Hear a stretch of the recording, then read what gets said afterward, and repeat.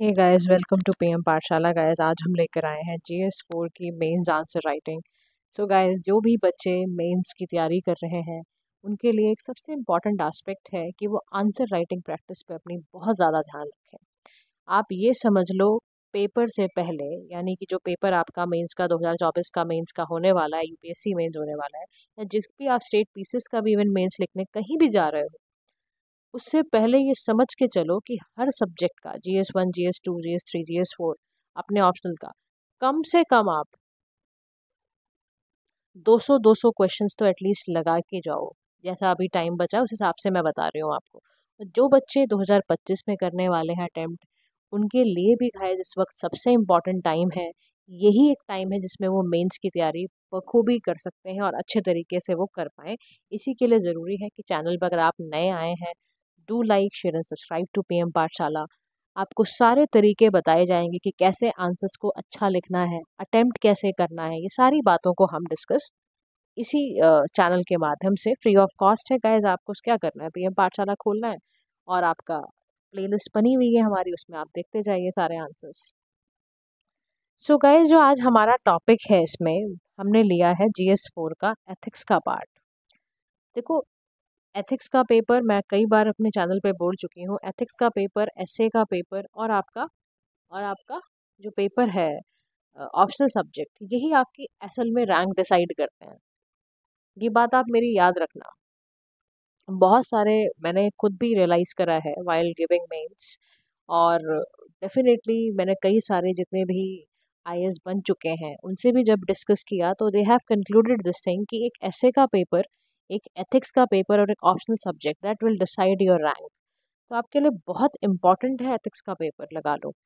आज जो क्वेश्चन है वो 150 वर्ड्स में आपको लिखना है, ठीक है। अब हम देखते हैं कि हमारा इसमें कौन कौन सा पार्ट जो है वो हम आज करेंगे। देखो, क्वेश्चन ये बेसिकली है, इसमें देखो क्वेश्चन समझना पहले आप। क्वेश्चन में कह रहा है डिस्कस करने को। क्या कह रहा है? डिस्कस करने को। याद रखो, एक एक वर्ड यूपीएससी जो कहना चाह रहा है ना, उसी हिसाब से आपको आंसर परोसना है। अगर आपने जरा सा वर्ड, जो वर्ड का एग्जैक्ट मीनिंग है, जैसे डिस्कस का मतलब डिस्कस ही करना है, फिर आपको अपने उसमें वो सब बातें नहीं लिखने लग जाना है कि ये ऐसे क्यों हुआ, ये वैसे क्यों हुआ। आपको डिस्कस का मतलब है तो डिस्कस ही करना है। डिस्कस का सीधा सा मतलब होता है गंभीर विचार विमर्श के साथ की गई बात। टू राइट और टू टॉक समथिंग सीरियसली और फॉर्मली। ध्यान रखना, इट्स वेरी इंपॉर्टेंट। आपसे डिस्कस करने को बोला है तो आपको डिस्कस का मतलब पता होना चाहिए गाइस। समझ रहे हो मेरी बात को? अब यहाँ पर ध्यान से सुनना। इसके बाद ये शुरू करते हुए पूछता है डिस्कस हाउ, कहता है कैसे, एथिकल इगोइज्म। अब आपको इन दोनों टर्म्स के मतलब पता होना चाहिए कि एथिकल इगोइज्म क्या होता है और एथिकल ऑल्ट्रुइज्म क्या होता है। दोनों टर्म्स का मतलब आपको ज़रूर पता होना चाहिए, क्योंकि दोनों टर्म्स का मतलब अगर आपको नहीं पता होगा तो आप फिर गड़बड़ कर जाओगे। अच्छा, फिर क्या कहता है? फिर कहता है कि दोनों चीज़ें इन्फ्लुएंस कैसे करती हैं decision making in a professional setting. Professional setting का मतलब यहाँ पर वर्क प्लेस से रिलेटेड है। अब ये कह रहा है इसको आपको 150 वर्ड्स में लिखना है। 10 नंबर का ये क्वेश्चन है। बात समझ आई? अब देखो, इस आंसर को अप्रोच करने का तरीका क्या करोगे आप। अप्रोच मैंने लिख दी है, आपको ऐसे नहीं लिखना, आपको अपने दिमाग में बनानी है ये बात कि how to approach this question. अगर ऐसा क्वेश्चन आता है तो कैसे अप्रोच करना है। आप सबसे पहले हाईलाइट कर देना दोनों में कंट्रास्टिंग डिफरेंस क्या है, एथिकल इगोइज्म और एथिकल ऑल्ट्रुइज्म में। फिर इसका अलग अलग बताना, इसका इम्पैक्ट इन्फ्लुएंस डिसीजन पे कैसे पड़ सकता है, एथिकल अल्ट्रुइज्म का इफेक्ट कैसे पड़ता है। और याद रखना, अपने आंसर्स को कितना मर्जी नेगेटिव पूछा हो, आपको कंक्लूजन पॉजिटिवली ही देना है ऐसे क्वेश्चंस में, क्योंकि आपने बहुत गंभीर सोचने के बाद एक फॉर्मल आंसर डिस्कस किया है। डिस्कशन का मतलब ही होता है कि लास्ट में कुछ ऐसी बात कंक्लूड हो जाए जो पॉजिटिव हो। बात समझ रहे हो?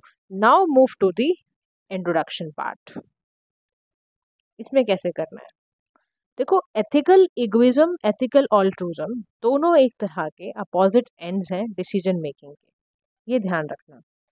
स्पेक्ट्रम अगर आप देखते हो प्रोफेशनल वर्क सेटिंग में, दोनों अपोजिट एंड्स हैं। क्यों है? क्योंकि एथिकल इगोइज्म सबसे पहले प्रायोरिटाइज करेगा सेल्फ इंटरेस्ट की बात को ध्यान में रखेगा। जो एथिकल इगोइज्म वाला बंदा होगा ना, उसके पास ध्यान रखना कुछ चीज़ों की दिक्कत होगी। जैसे कि जो ये बंदा होगा, इसमें सारा ध्यान अपने तरफ रहेगा।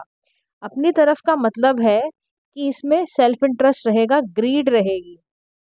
कोई भी डिसीजन ये लेगा, सबसे पहले देखेगा कि इससे मेरा क्या मुनाफा है। ग्रीड है, सेल्फ इंटरेस्ट है, किस चीज़ में, अपना फायदा कैसे हो सकता है इसका। तो एथिकल इगोइज्म वाला जो बंदा होगा वो ऐसा सोचता है, अगर वो एथिकल इगोइज्म के थ्रू सोच रहा है तो।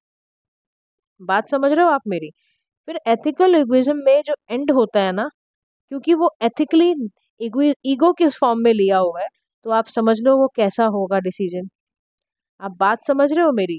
तो अल्टीमेटली जैसे मानो एक प्राइवेट ओनरशिप है, इसमें थोड़ा सा और डिस्कस कर लेते हो। मैंने हालांकि नीचे भी डिस्कस किया हुआ है, लेकिन let's give you the brief. अगर आपने टॉपिक पढ़ा नहीं है तो एक तरह से आपका एथिक्स का ये टॉपिक भी हो जाएगा। अब यहाँ ये कह रहा है, मान लो कोई प्राइवेट ओनरशिप है, कोई काम करता है, कोई बिजनेस करता है, पर्सनल प्रॉपर्टी है उसके पास जो स्टेट ओन नहीं है। अब उसके पास वो कैपेसिटी है, उस पर जितना मर्जी वो अपने ग्रीड की वजह से काम कर ले, या उसके पास एक सोच ये हो सकती है कि नहीं, मुझे एथिकल ऑल्ट्रुइज्म से चलना है, जिसमें मुझे सभी का वेलफेयर करना है। Now the choice is in the hand of that बंदा, जो भी इंडिविजुअल है उसके हैंड में है ये। तो एथिकल इगोइज्म क्या करता है, ज़्यादातर सेल्फ इंटरेस्ट को प्रायोरिटाइज करता है। एथिकल ऑल्ट्रुइज्म किस चीज़ को प्रायोरिटाइज करता है, ये एम्फेसाइज करता है welfare of others. Now come to the कि इसके अंदर कैसे लिखोगे आप। तो आप बताओगे एथिकल इगोइज्म का इन्फ्लुएंस कैसे पड़ता है, इसका फोकस क्या होता है, इसके पोटेंशियल बेनिफिट और पोटेंशियल पिटफॉल्स क्या होते हैं। ठीक है, अब देखो फोकस क्या है। एथिकल इगोइज्म जो है वो ट्रांसलेट करता है प्रायोरिटाइजिंग पर्सनल गेन। मैंने आपको जैसा बताया, ये जो अपना ध्यान रखेगा, taking credit for team achievement और engaging in action that benefit one's career. चाहे वो उसके कलीग्स के लिए अच्छा हो ना हो ऑर्गेनाइजेशन में, उसको अपना बेनिफिट देखना है। वो सिर्फ अपने बारे में ज़्यादा फोकस करेगा। बात समझ रहे हो मेरी आप? ये जो बंदा है जो एथिकल इगोइज्म में चल रहा है, प्रोफेशनल सेटिंग में जब ये बैठेगा डिसीजंस लेने के लिए, इसकी प्रायोरिटी एरिया यही होगा कि अपना प्रमोशन, अपना क्रेडिट, टीम अचीवमेंट में भी अगर हुआ है कुछ, टीम ने कुछ अचीव करा है, तो भी ये बताएगा कि मेरा क्रेडिट ज़्यादा है इस टीम अचीवमेंट में भी। ठीक है, यहाँ पर जो ये बंदा है ना, क्योंकि इस बंदे की सोच ही यही है, वेल्थ और सक्सेस, ये इसको लगता है कि यही मेजरमेंट है लाइफ के, सक्सेस के मेजरमेंट यही है। अब इससे पोटेंशियल बेनिफिट अगर एथिकल इगोइज्म से हम लगाएं, तो देखो इससे डेफिनेटली किसी का एम्बिशन, किसी एम्प्लॉयज़ का किसी चीज़ में ड्राइव करना, एक्सेल करना, प्रोडक्टिविटी, इनोवेशन बढ़ाना होता है। इट कैन इवन प्रमोट एक सेल्फ रिलायंस की फीलिंग भी देता है, और किसी के भी करियर में ये एक इम्पॉर्टेंट पार्ट है, डेफिनेटली इसका एक बेनिफिट भी है। लेकिन इसका पोटेंशियल पिटफॉल ये होता है कि अगर इंटरेस्ट ही मान लो अनफेटर्ड हुआ, तो फिर कैसे काम चलेगा। अब देखो जो मैंने टर्म सारी लिखी है ना गाइस, इनको प्लीज़, मेरा आपसे दरख्वास्त है कि इनको आप प्लीज़ अच्छे से याद कर लेना, क्योंकि vocabulary again is very very important guys. Unfettered का मतलब होता है अनरिस्ट्रेन्ड। अब अनरिस्ट्रेन्ड क्या होता है? तो अनरिस्ट्रेन्ड का मतलब समझो आप, फ्री करना, लिबरेट करना, ये वाला फ्री सेल्फ इंटरेस्ट वाला डिसीजन मेकिंग है, जिससे कि सिर्फ मुझे ही फायदा हो रहा है। अब ऐसा अगर डिसीजन आएगा, that leads to unethical behaviour. अब इसमें आपको मन करेगा कट थ्रॉट, मैंने यहाँ पर एक वो लिखा है, कट थ्रॉट कंपटीशन, ये शब्द है सारे के सारे, कि इतना कंपटीशन की बस आपको समझ ही नहीं आ रहा ये क्या हुआ। Cut throat competition, strong and unfair way भी आप अपनाओगे जीतने के लिए, उसी को कहते हैं कट थ्रॉट कंपटीशन। फिर डिसेप्शन, धोखाधड़ी, आप दूसरों का एक्सप्लॉइटेशन करोगे आप, और इससे पूरा प्रोफेशनल सेटिंग का जो वर्क एनवायरनमेंट होगा वो डेफिनेटली टॉक्सिक होगा, और इससे सारे के सारे जो आपस में कलीग्स हैं उनका ट्रस्ट इरोड हो जाएगा। बात समझ आया? Now move to the next topic, that is ethical altruism and its influence. देखो जो एथिकल ऑल्ट्रुइज्म के फोकस से चलेगा, क्योंकि वो क्या एम्फेसिस कर रहा है, उसका सारा इंटरेस्ट ये है कि best interest of others. Even अगर पर्सनल कॉस्ट भी है तो भी, पर्सनल कॉस्ट भी लग जाए, लेकिन मेरा सारा ध्यान ये रहेगा कि भाई मुझे तो लोगों के वेलफेयर पे ही काम करना है। देखो दोनों के अपने फायदे एंड नुकसान है। बात समझ रहे हो आप? एथिकल ऑल्ट्रुइज्म के भी अपने फायदे नुकसान है। तो आज हम यही समझेंगे कि यहाँ पर क्या होता है, ऐसा ऑल्ट्रुइज्म में ऐसा क्या होता है। ठीक है, तो देखिए प्रोफेशनल सेटिंग में this could manifest a prioritising organisation success. Individual gain से भी ज़्यादा वो बंदा ऑर्गेनाइजेशन की सक्सेस पे काम करेगा। पर्सनल टाइम अपना बेनिफिट ऑफ प्रोजेक्ट में सेक्रीफाइस कर देगा अपना, कि नहीं ये कंपनी का प्रोजेक्ट है, मुझे इस पे काम करना है, चाहे अपना पर्सनल टाइम मिले ना मिले, मुझे तो अब दूसरों कलीग्स का बेनिफिट, उनके वेलफेयर, क्लाइंट्स का बेनिफिट चाहिए। अब इसका पोटेंशियल बेनिफिट तो ये होगा कि डेफिनेटली ऐसा बंदा टीम वर्क बहुत अच्छा करेगा, कोलैबोरेशन में बड़ा अच्छा काम करेगा और शेयर्ड गोल के साथ कमिटेड रहेगा। इससे जो उसका वर्क एनवायरनमेंट होगा वो उसके एम्प्लॉयज़ को सेटिस्फाई करेगा और लॉयल्टी भी, लॉयल रहेगा। भाई ऐसे लोगों को बड़ा लॉयल भी माना जाता है ना? बात समझ रहे हो आप? लेकिन अगर हम इस बात के उसमें जाएं और गहराई में जाएं तो अल्टीमेटली ये क्या करता है, इससे बर्न आउट होना शुरू हो जाएगा। और अगर उसके सेक्रीफाइसेस को वैसे का वैसे रेसिप्रोकेट नहीं किया गया तो फिर उसको तो फीलिंग आ ही जाएगी ना एक दिन, यार कि मैं एक्सप्लॉइट ही हुआ, अल्टीमेटली सबने मेरा फ़ायदा ही उठाया। और इससे क्या होगा, it also create challenges in setting boundaries and saying to no reasonable request. आप कोई भी रीजनेबल रिक्वेस्ट पर भी नहीं काम कर पाओगे। तो अल्टीमेटली ऑल्ट्रुइज्म क्या करता है, देखो ऑल्ट्रुइज्म वाला जो बंदा है ना, इसमें डेफिनेटली कंपैशन भरा पड़ा है, पता है, जेन्युइन बंदा है ये, इसके अंदर जेनरोसिटी भरी पड़ी है, क्योंकि इसका सारा सेंट्रल फोकस थीम पता है क्या है इसकी?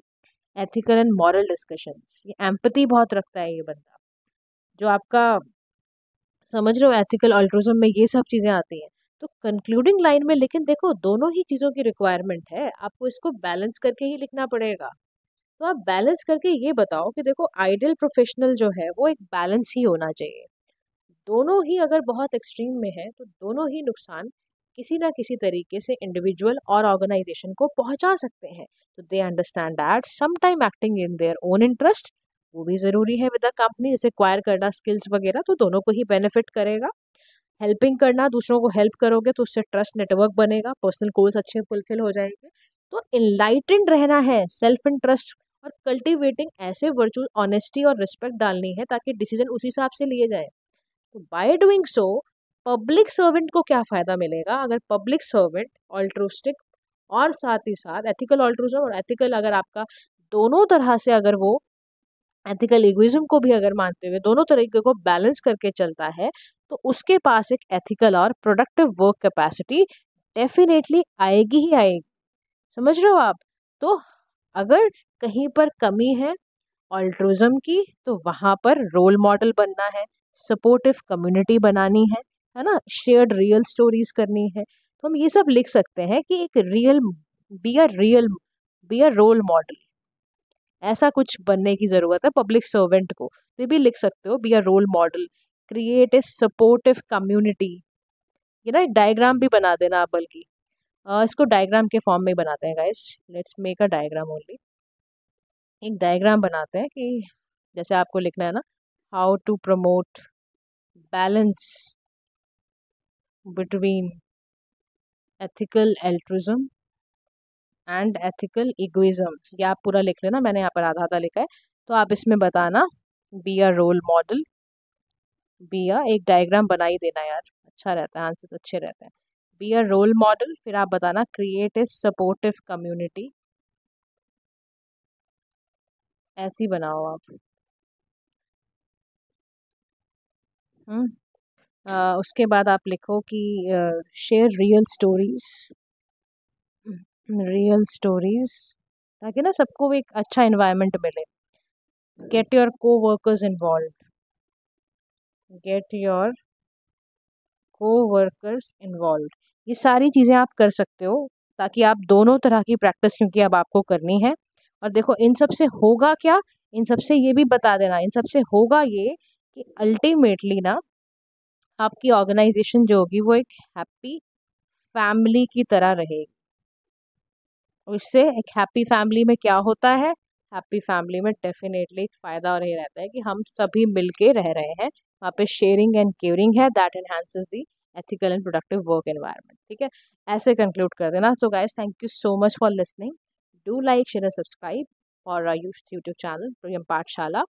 और ऐसी वीडियोस देखने के लिए आप पीएम पाठशाला को सब्सक्राइब कीजिए। और आंसर राइटिंग प्रैक्टिस के लिए गाइस बेहद इंपॉर्टेंट टाइम है, please utilise it well. Have a nice day to all.